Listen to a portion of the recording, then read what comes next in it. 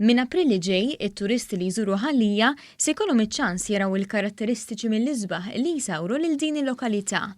Dan kif l-Istitut Għat-Turiżmu, l-Ivvjaġġar u l-Kultura fih dan l-Università ta' Malta flimkien ma' Soċjetà Turistika Maltija qed jorganizzaw ġita fil-komunità. Kunċett ġdid bil-mira li jsaħħaħ l-aspett kulturali tar-raħal billi laqqa nies mil-lokal mal-viżitaturi permezz ta' ġiti fis-siti l-aktar importanti tar-raħal. Julian Zarb, lettur fl-Università ta' Malta, spjega li proġetti simili diġà saru f'Ħal Safi, Ħal Kirkop u l-Imqabba u issa dan il-proġett jinkludi lil Ħal Lija, Ħattart u Ħal Balzan. Biex ngħidu hekk fenomenu tat-turiżmu illi toqrob il-host, l-ospita, dak li ospita mal-viżitatur. The host-visitor interaction.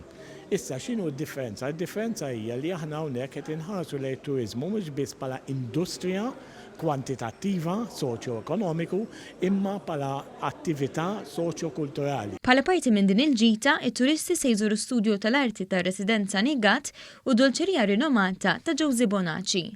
Jekk tħares lejn l-itinerarju konsisti ovvjament fil-ġiti tal-Knisja, tal-Parroċċa l-Antika u anki tad djar li hemm. Għandna dar li fil-fatt minn hawn ftit ieħor se jitħabbar dar mużew f'Ħal Lija li hija dar tradizzjonali u dak huwa dar li biex ngħidu hekk jippersonifika dat tip ta' tur.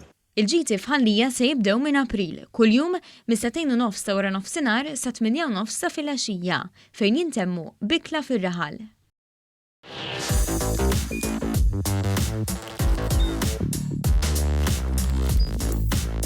Idħol fuq għan.com.mt u hemmhekk tista' tara l-programmi kollha li jxandru fuq Għan permezz ta' One Play.